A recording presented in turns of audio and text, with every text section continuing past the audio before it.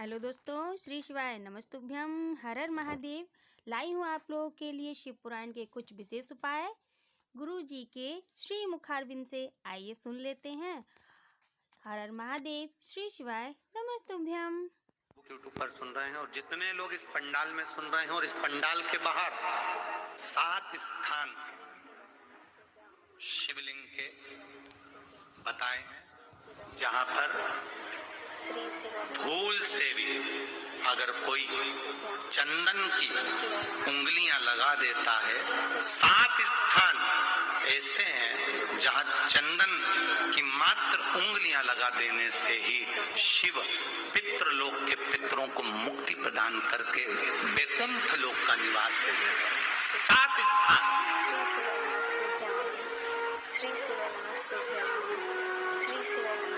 और वो 7 स्थान जो चंदन के बताए गए हैं, पहला भगवान देवाधिदेव महादेव के शिवलिंग पर चंदन का लेपन। समझ लेना जरा बहुत अच्छे से। आपको लगता है स्वप्न में कोई मुर्दे दिख रहे हैं या कोई जल रहा है या कोई मर रहा है या कोई चला गया है, ऐसा भय लगता है। बच्चों को मानी भेजूंगी ऐसा हो जाएगा, पति को मानी भेजूंगी ऐसा हो जाएगा, कोई हमारे कोई गलत तो नहीं कर रहा है। आपको लगता है 7 स्थान चंदन के बताए महाराज। पहला शिवलिंग। दूसरा जहां गणेश जी का स्थान है, मालूम है ना सबको? जम के बोलो जरा, मालूम है ना सबको?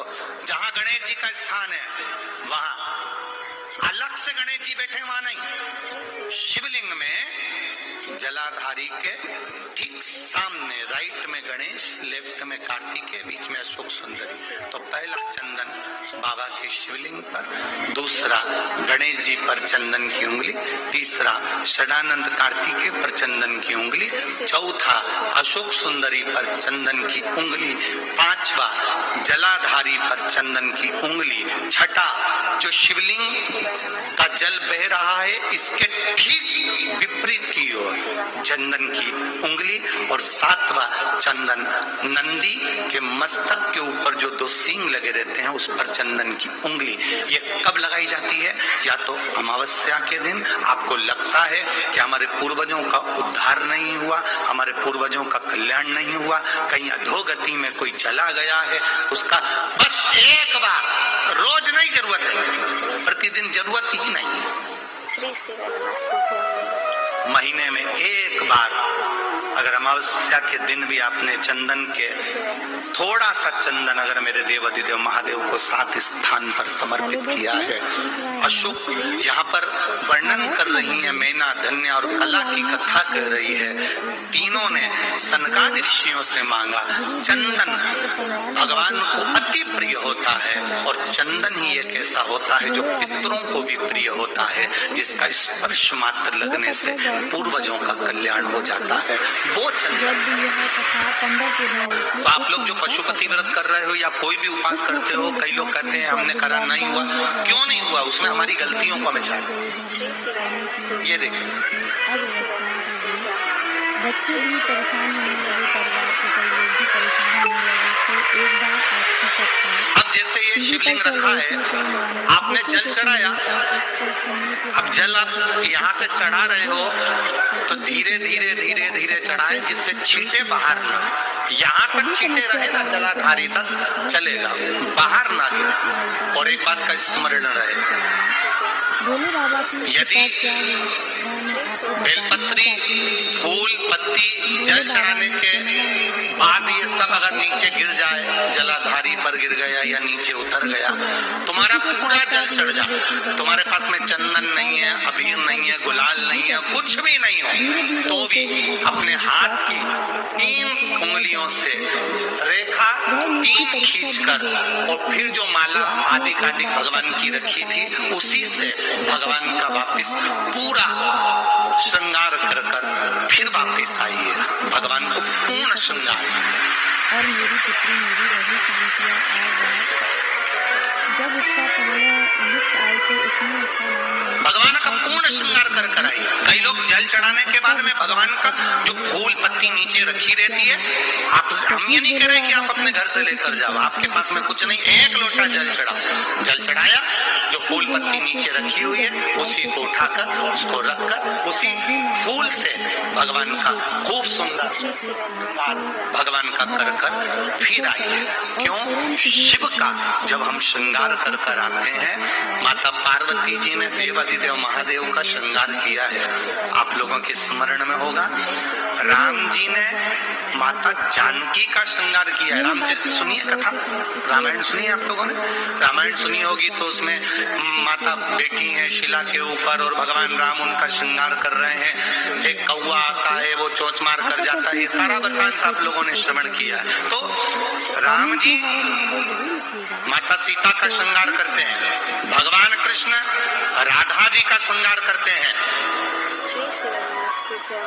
केवल एक देव अधिदेव महादेव की कथा ऐसी है जिसमें पार्वती जी शिव जी का श्रृंगार करती हैं। शिव का श्रृंगार किस लिए? क्यों? कहा जल चढ़ाने के बाद वहीं पर पड़ी हुई पत्ती से, फूल से, जो चढ़े हुए फूल हैं, चढ़ी हुई पत्ती है, चढ़ा हुआ निर्माल्य है, जो भी शिव जी का है, उसी को धोकर वापिस भगवान का श्रृंगार कर कर आना चाहिए। किस लिए? कि हे भोलेनाथ, जब मैं इस संसार सागर से जाऊं, अखंड सुहाग लेकर पूरी श्रृंगार कर कर इस धाम से जाऊं। ऐसी कृपा जो पड़ा हो, जो पड़ा, चंदन नहीं है, हाथ से चंदन का स्मरण होना चाहिए। लेकर आइए कि मेरा ये कार्य है बाबा और आपको करना है। लाखों के टुकड़े जो तू हर गया डमरू वाले, फिर मेरे दुखड़ों को देखकर क्यों डर गया डमरू वाले। और शिव महापुराण की यही सबसे बड़ी आनंदता कि आपको आग लगे बस्ती में और अपन रहो, अपने मस्त रहिए। जो ज्यादा गाली दे, ताना दे, अपशब्द बोले, जो तुमको ताने पर ताना दे, तुम और जोड़ा खजूर वाली चोटी बना और ऐसा बक्कल लगाओ ऐसा वाला, और फिर निकलो, जहाँ बोलते रहे बोले। अपन तो अपनी भक्ति करो, शंकर के भजन में डूबे रहो, राम नाम कृष्ण नाम में डूबो, अपने क्या करना।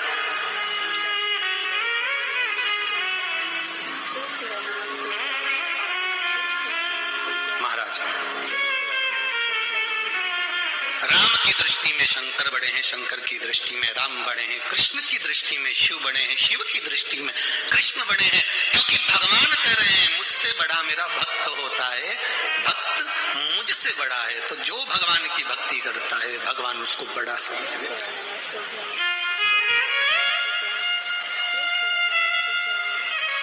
फिर वो कैसा भी भक्त हो। देवराज नाम का ब्राह्मण चोरी का धन लेकर शंकर जी के मंदिर में गया था।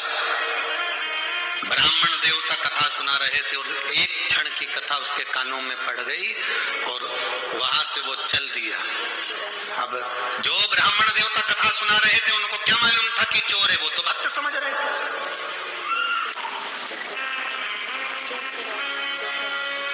उनको नहीं मालूम कि ये चोर है, उनको तो भक्त समझ रहे।